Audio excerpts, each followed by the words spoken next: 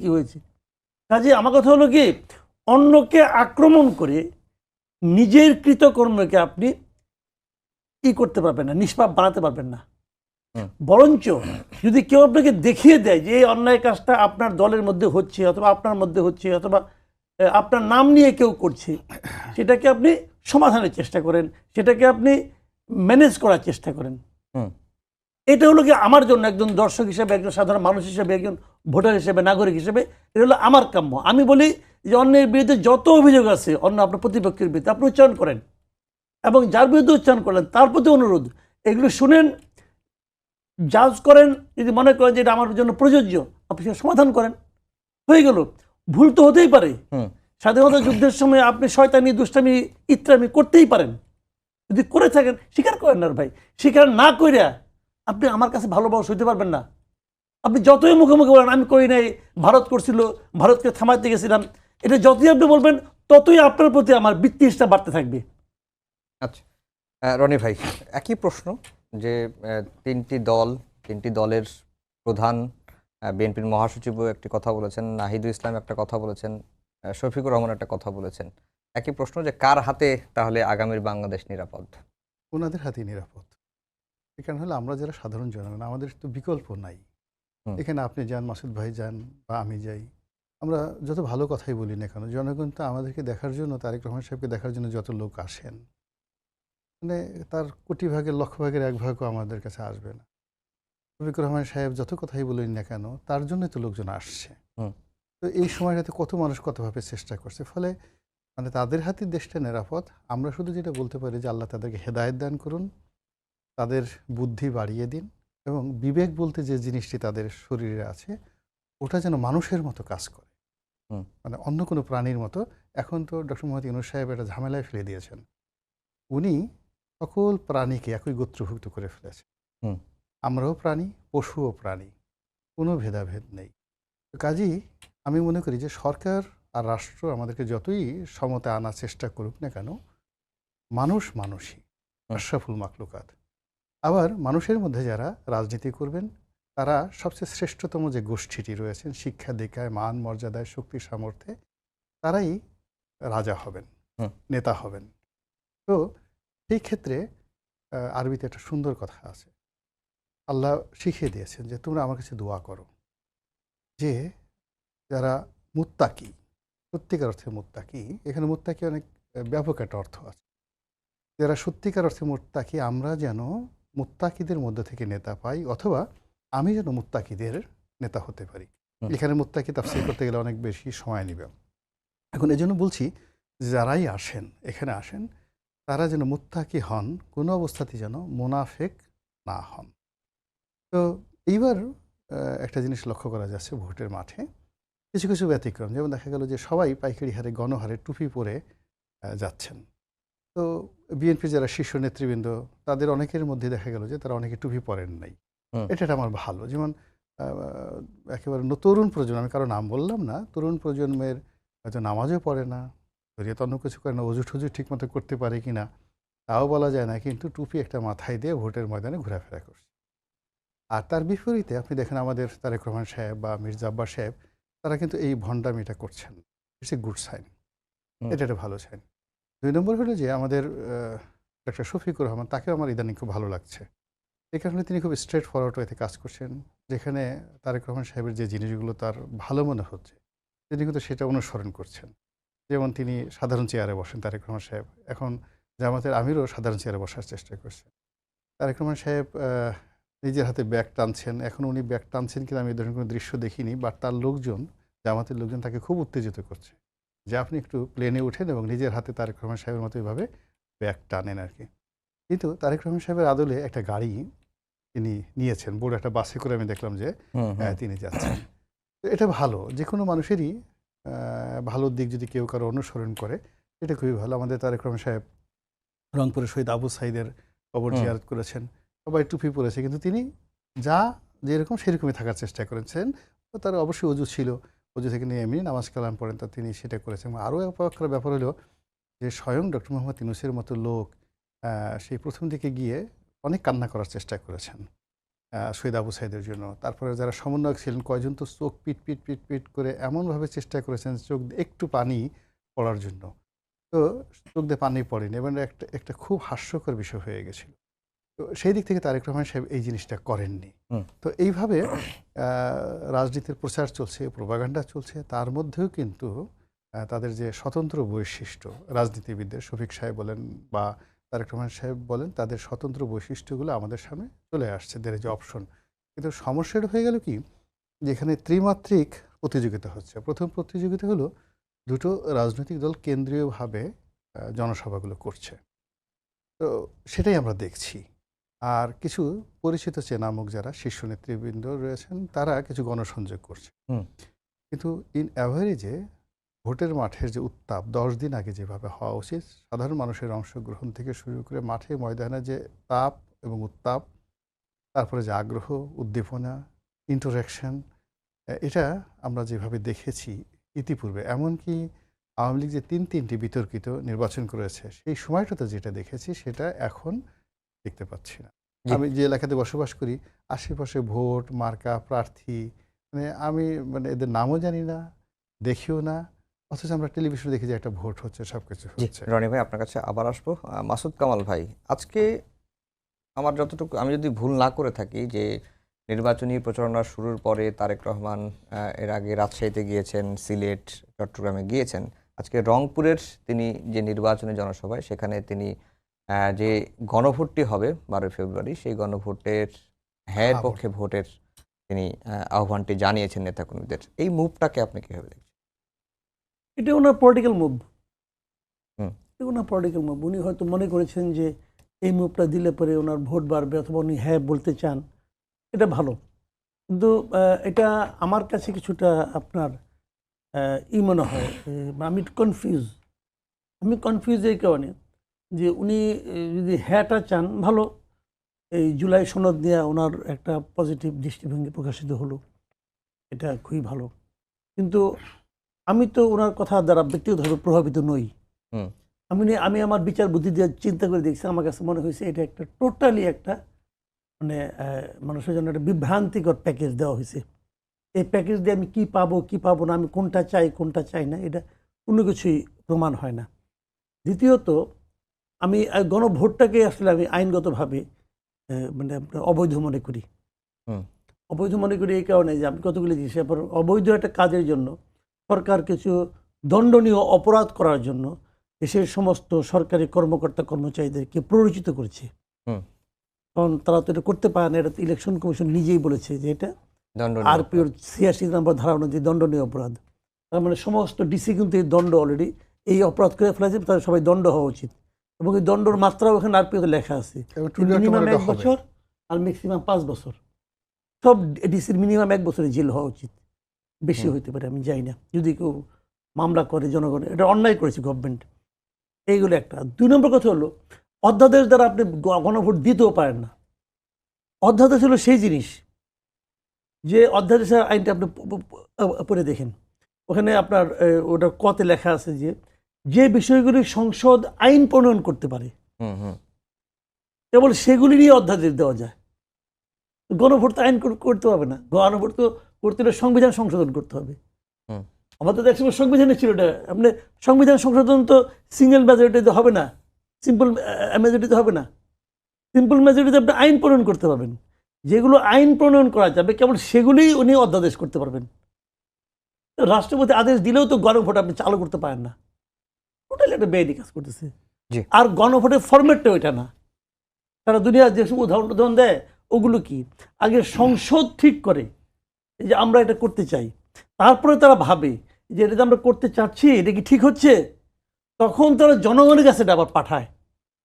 এটাই গণভোটের নিয়মিত রেগুলার যে ফরম্যাট। তা এটা হলো সংসদের কোনো খবর নাই, উনি আগে গণভোট করে সংসদের উপরে চাপাই দিবে এবং বলবে তুমি এটা বাস্তবায়ন করো, তাও করবে, সংসদের উপরে করবে না। উনি আবার আরেকটা পরিষদ করবে, সংবিধান সংস্কার পরিষদ, এমপিরা 2 বার শপথ দিবে। 2 বার শপথ দিবে কোন এক্টরে, কোন আইনে, আইনগুলোকে। এটা একটা উদ্ভট জিনিস। এটার মধ্যে তারেক রহমান সাহেব সমর্থন কেন দিয়েছেন, এটা উনার ব্যাপার, উনার নিশ্চয়ই রাজনৈতিক প্রজ্ঞা অনেক শার্প, উনি বুঝতে পারবেন। আমি ভাই বুঝি না।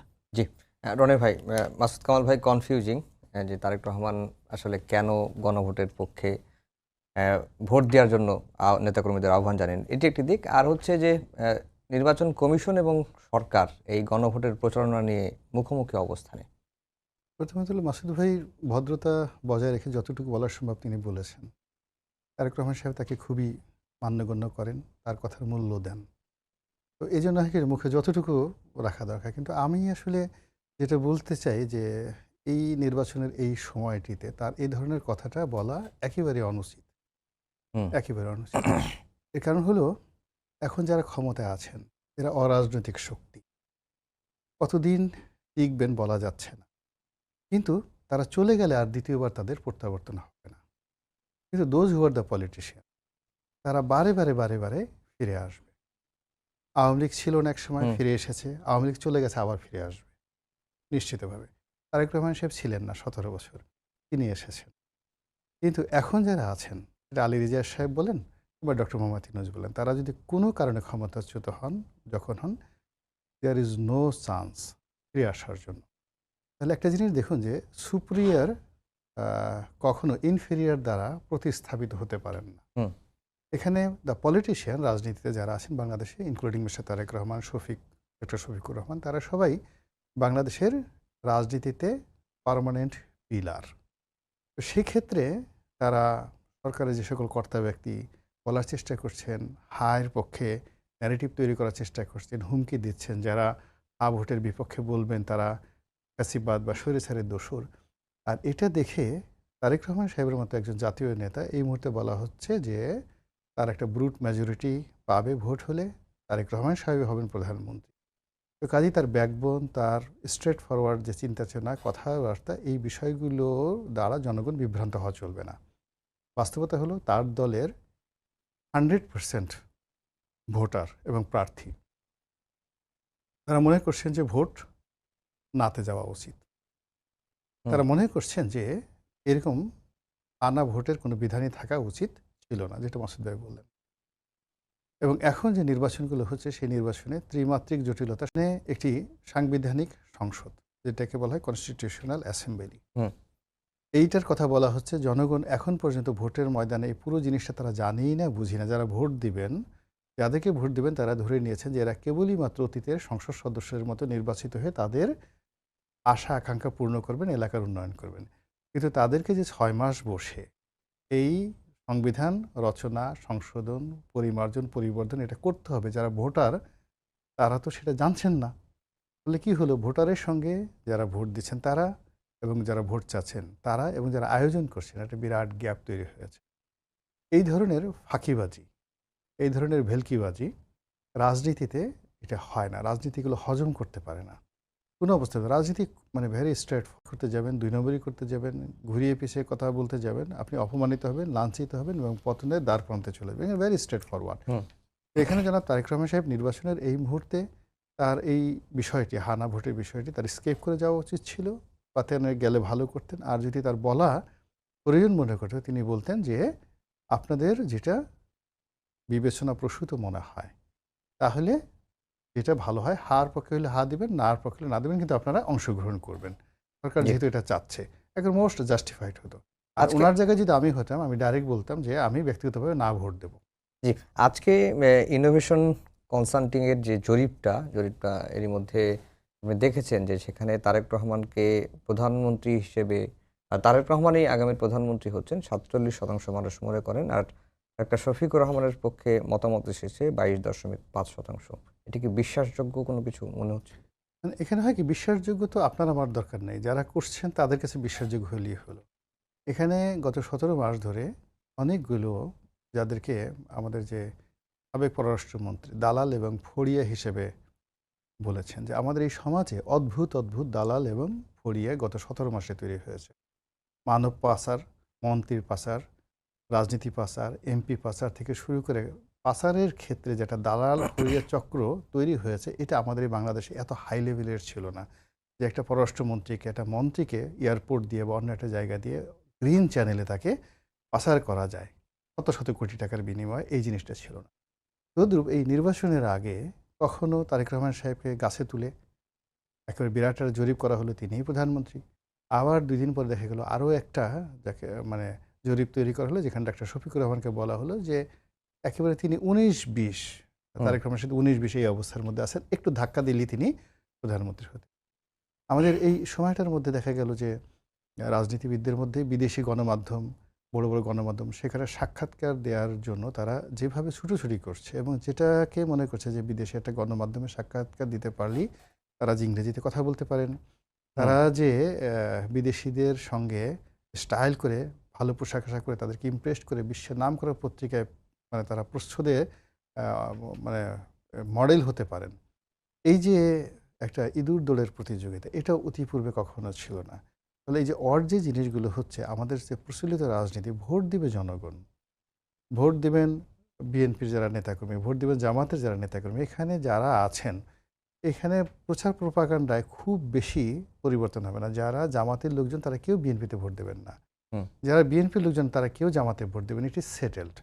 বাকি যে জিনিসগুলো আছে সেটা হলো ম্যাটিকুলাস ডিজাইনে, ওই যে জিনিসগুলো বলা হচ্ছে যে 15 লক্ষ বা 20 লক্ষ ভোট ঢাকা শহরে আনা হয়েছে, 20 লক্ষ ভোট, তারপর শেষে ম্যাটিকুলাস ডিজাইনে কাউকে জিতিয়ে দেওয়ার চেষ্টা করা হচ্ছে, প্রবাসী ভোটদেরকে নিয়ে কারসাজি হচ্ছে, ব্যালট পেপারগুলো ছাপা হয়েছে, বোরকা বানানো হয়েছে 2 কোটি, ওটার ভিতর দিয়ে 3-5 জন 6 জন করে এক একজনের পকেটে করে জাল ভোট নিয়ে ভিতরে নিয়ে ঢুকিয়ে দেবে, এই যে গুজবগুলো ছড়িয়ে পড়েছে, এইগুলোর ব্যাপারে কার্যকর জনসচেতনতা তৈরি এবং কার্যকর ব্যবস্থা গ্রহণ করলেই কেবলই মাত্র জনগণ যেটা দিতে চায় তারাই দিবে। আর আরেকটা বিষয় রনি ভাই, আপনার কাছে আবার আসবো। মাসুদ কামাল ভাই, এই যে রনি ভাই শেষের যেই কথাগুলো বললেন যে 15 লাখ থেকে 20 লাখ ভোটার বাংলাদেশ ঢাকা শহরে ট্রান্সফার করা হয়েছে, এই ধরনের আমরা পত্রপত্রিকায় দেখি, এটির কি আসলে বাস্তবতা আছে?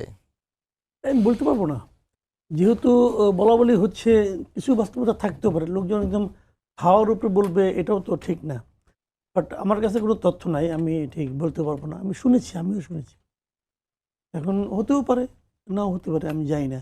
তবে এটা জামাতের এই ধরনের প্র্যাকটিস আগেও ছিল। নিজামী সাহেব যখন ইলেকশন করছেন তখনও শুনেছিলাম যে এরকমভাবে মানে ব্যাপার স্যাপার নাকি হয়, ওনাদের কেন্দ্রীয় নেতাদের পাশ করানোর জন্য পুরো দেশেরই একটা উদ্যোগ থাকে। এটা আসলে সাংবাদিকদের কাজ, সাংবাদিকদের ইচ্ছে করলে কিন্তু ইলেকশন কমিশনে যোগাযোগ করে এটা জেনে নিতে পারেন, আপনারাও পারেন, যোগাযোগ করতে পারেন। আমার এটা একটা ভালো আইটেম হবে। আর এই যে জরিপটা আজকে প্রকাশিত হলো, 47% মানুষ তারেক রহমানকে প্রধানমন্ত্রী হিসেবে মনে করছেন, আগামীর প্রধানমন্ত্রী হিসেবে মনে করছেন, আর 22.5% ডাক্তার শফিকুর রহমানের পক্ষে। এটাকে আপনি কিভাবে দেখছেন? দেখেন, একদম পার্সেন্টেজের হিসাবগুলো এটা তো আসলে বলা কঠিন। তবে একটা জিনিস হলো কি, জরিপের ব্যাপারটা আমি বলি। জরিপের ব্যাপারটা হলো কি, এটা বাংলাদেশে ডিপেন্ড করে কোন প্ল্যাটফর্ম জরিপটা করছে তার উপর। ধরেন কিছুদিন আগেও আমরা একটা জরিপ দেখলাম, বিদেশে কিন্তু খুব জরিপ হয় বিদেশে, এবং আমি দেখেছি বিদেশে যে জরিপগুলি হয়, ইন্ডিয়াতে হয় অথবা ওয়েস্টার্ন ওয়ার্ল্ডে হয়, এই জরিপগুলির ক্ষেত্রে না একটার সঙ্গে আরেকটার ডিফারেন্স খুব বেশি হয় না, অল্প, এই 1-2 পয়েন্টে এদিক সেদিক হয় আর কি। এখন ওদের জরিপ করে একটা পদ্ধতি আছে, আমাদেরও একটা আলাদা পদ্ধতি আছে। আমাদের এখানে যারা জরিপ করেন এরা কী পদ্ধতিতে করেছেন, ইনোভেশনের আগে যেটা করেছিলেন ওটা ওভার টেলিফোনে করেছিলেন। আবার এইবার তারা কি, আমি নিউজটা দেখি না, এইবার তারা কীভাবে করছেন আমি জানি না। যে এগুলো অনেক কিছু আছে। আবার অনেকে আছে যে অনেক ইউটিউবার আছে তারা অনলাইনে জরিপ করে, যেমন আমিও কিন্তু মাঝে মাঝে জরিপ করি। এখন এটা ডিপেন্ড করে কি প্ল্যাটফর্মের উপর। যেমন আজকে যদি পিনাকি ভট্টাচার্য একটা জরিপ করে, আপনি দেখবেন জামাত এখানে একক সংখ্যাগরিষ্ঠ, মানে 2/3 পাবে জামাত। এটাকে আজকে একটা জরিপ করুক, বলুন তো জামাত 230 আসন পাবে এটা কি ইয়েতে হিসাবে তার পেজে, হ্যাঁ তার পেজে, হ্যাঁ তার পেজে। আবার আমি করি, লোকে ভোটে দিয়ে যাবো না, কারণ আমি দেখছি ইদানিং আমার পেজে আওয়ামী লীগের লোকজন খুব ভিড় করছে। এখন কেন করছে ভাই, আমি তো দাওয়াত করা আনি নাই, কেন করছি এটা তারা জানে, আমি বলতে পারবো না। আমি মাঝখানে জরিপ করছিলাম, ওখানে 65% লোক বলতেছে আমরা ভোটে দিতে যাবো না। এটা কিন্তু পিনাকির পেজে হবে না। তার মানে কি, এটা হলো ডিপেন্ড করে যে কোন প্ল্যাটফর্মে জরিপটা করতেছে এটার উপর। তো এখন ইনোভেশন করছে, ওনাদের সঙ্গে প্রথম আরও একটা ভালো সম্পর্ক আছে, আমি আগেও দেখেছি ওখানে ওরা করেন প্রায়। এদের জরিপটা আমার কাছে মোটামুটি ভালোই মনে হয়, মানে তুলনামূলক। আমি যদি অন্যগুলোর সঙ্গে তুলনা করি, এই যে মাঝখানে একটা করেছিল কে যেন, ওদের সঙ্গে অথবা পিনাকির সঙ্গে অথবা আমার সঙ্গে তুলনা করলে আমার কাছে মনে হয় যে ওদেরটা ভালো, ওদেরটা আমার কাছে অধিকতর গ্রহণযোগ্য মনে হয়। জি রনি ভাই, আপনি বলছিলেন যে বিএনপির যারা সমর্থক তারা বিএনপিকেই ভোট দিবে, জামাতের যারা সমর্থক তারা জামাতকেই ভোট দিবে। আর আওয়ামী লীগের যারা সমর্থক তারা আসলে কোন দিকে যাবে। এই জরিপে এই বিষয়টি উঠে এসেছে যে আওয়ামী লীগ সমর্থকরা বিএনপির দিকেই ঘুরছে। 32.9% আওয়ামী লীগের সমর্থকরা তারা মনে করেন বিএনপির পক্ষে, আর 13.2% জামায়াতের পক্ষে, 41.3% তারা আসলে সিদ্ধান্তহীন। এখানে যারা জরিপ করেছেন সম্ভবত তাদের তথ্যে ভুল থাকতে পারে, অথবা তারা লোক সিলেকশন করতে গিয়ে আওয়ামী লীগের লোক হিসেবে যাদেরকে এনেছেন তারা আওয়ামী লীগ করেন না। তৃতীয়ত যেটা সম্ভাবনা হতে পারে সেটা হলো আওয়ামী লীগের যারা লোকজন আছেন তারা ভয়ে এই কথাবার্তাগুলো বলে থাকতে পারে। ইন জেনারেল হলো যে টিল নাও, আজকের দিন পর্যন্ত স্বয়ং শেখ হাসিনা জানেন না যে আওয়ামী লীগের ভোট আসলে কোন জায়গাতে কোন সিটে কোন পর্যায়ে করবেন। এক। দুই নম্বর হলো যেখানে বিএনপির একক মেজরিটি রয়েছে 35%, তো সেখানে 35% লোক তারেক রহমান সাহেবকে প্রধানমন্ত্রী হিসেবে চাইতে পারে, এবং সেখানে বিএনপির বিদ্রোহী প্রার্থী এবং অনেক লোক বিএনপির মধ্যে ইন্টারনাল ক্লাসের কারণে তারেক রহমান সাহেবের প্রতি বিরক্ত। তো সেক্ষেত্রে যদি বিএনপির লোকদের উপরও যদি জরিপ চালানো হয় তাহলে এখানে হাইয়েস্ট 20 to 25% আসতে পারে, নট মোর দ্যান দ্যাট। এখানে 47% কীভাবে আসলো আমার রাজনৈতিক অভিজ্ঞতা আমি এটা মিলাতে পারছি না। এই কারণে বিএনপির একটা বিরাট অংশ তারা আগে তারা হয়তো 5100 কত জনের জানে না, যারাই করুক না কেন, আপনি এখানে নর্মাল সূত্র হলো আওয়ামী লীগের একটা লোকও মরে যাবে, ও বলবে যে আমার উপর বজ্রপাত হোক, কাটা পড়ুক, আমি যতদিন জীবিত আছি আমার চোখ দুটো উঠে নিয়ে যাক, আমি তারেক রহমান সাহেবকে এই চোখে প্রধানমন্ত্রীর চেয়ারে দেখতে চাই না। এই হলো আমাদের দেশের আওয়ামী লীগ বিএনপির দ্বন্দ্বের সংজ্ঞা। তারা কবরে মরে যাবে বলে যদি আমি মরে যাব জাহান্নামে যাবে, কিন্তু আমাদের এক কবরে দাফন করা চলবে না। এই বিরোধ জামাতের ক্ষেত্রে বিএনপির সাথে যে সম্পর্কটা এটা এখন আরও দাগমূলে হয়ে গেছে। বলে আপনি 5000 লোকের মধ্যে যদি কোনো জামাতের লোকের কাছে জিজ্ঞাসা করেন, সে মরে গেলেও বলবেন আমি তারেক রহমান সাহেবকে পছন্দ করি, আর আওয়ামী লীগের লোকজন করবে না। তাহলে ওই যে বললাম যে বিএনপির ভোটই বিএনপিকে, অর্থাৎ তারেক রহমান সাহেবের যে ভোট 35%, তারাই তাকে প্রধানমন্ত্রী হিসেবে চাইবেন, জেনারেল পাবলিক লীগ একজনও চাইবেন না। এখন এই যে তার যে 35%, এর মধ্যে স্বতন্ত্র নির্বাচনের কারণে বিভিন্ন অন্তর্দ্বন্দ্ব কলহের কারণে তার দলেরই একটা বিরাট লিস্ট 10% লোক তারা বিরক্ত যে আমরা তারেক রহমানকে চাচ্ছি না। আমাদের সময় শেষ, 1 মিনিট সময় আছে, ফলে এই ধরনের জরিপে প্রবলেম তৈরি করবে আরো। জি, 1 মিনিট সময় আছে। ওই যে 2001 সালে যখন বিএনপি সরকারে ছিল, বিএনপির সঙ্গে জামাতেরও 2 জন মন্ত্রী ছিল, এটা নিয়েও কিন্তু ডিবেট চলছে। আজকে তারেক রহমান তার জবাব দিয়েছেন। এর আগে যখন ডক্টর শফিক রহমান বলছিলেন যে অন্তত 3টা মন্ত্রণালয় বাঁচানোর জন্য হলেও তাদের দলের যে যারা মন্ত্রী হয়েছিলেন তারা সরে আসেননি। আজকে তারেক রহমান বলেছেন যদি তারা বিএনপি ভালো মানুষের মন্ত্রিসভা গঠন করেছে দেখেই জামাতের লোকজন যেহেতু ভালো, সেই কারণে তারা সরে আসেনি। এখানে হলো কি, এইটাও কিন্তু দেখেন, আমি বলি আপনাকে, এই পলিটিক্যাল পার্টিগুলি নিয়ে অতীত নিয়ে, এই ধরনের অতীত নিয়ে এত আলোচনা করার দরকার আমি মনে করি না। এগুলিতে পাবলিক খুশি হয় না। খুশি হয় না এই কারণে ভাই, ওই সরকারের যত কৃতকর্ম, ওই সরকারের যত মন্ত্রী আসলেন সবাইকে কম বেশি যার যার আনুপাতিক হারে নিতে হবে। এখন যদি আপনি জামাত যদি আজকে বিএনপির সমালোচনা করেন তাহলে এই প্রশ্ন মানুষ করবেই যে আপনি যদি ওই সরকারকে খারাপই মনে করেন তাহলে আপনি থাকলেন কেন? আপনি তো আসেন নাই। তো এই জায়গায় ঠিকই আছে। এখন না আসার যে কারণ, নানা রকম কারণই হতে পারে। আসলেন না কেন? ভাই আমার পিঠে ব্যথা ছিল, উঠতে পারি নাই, বলেন আপনার সমস্যাটা কি? আপনি বিশ্বাস করেন। আপনাকে অসংখ্য ধন্যবাদ জানিয়ে শেষ করছি আমাদের আজকের সম্পাদকীয়। আগামীকাল আবারও দেখা হবে একই সময়ে। শুভরাত্রি।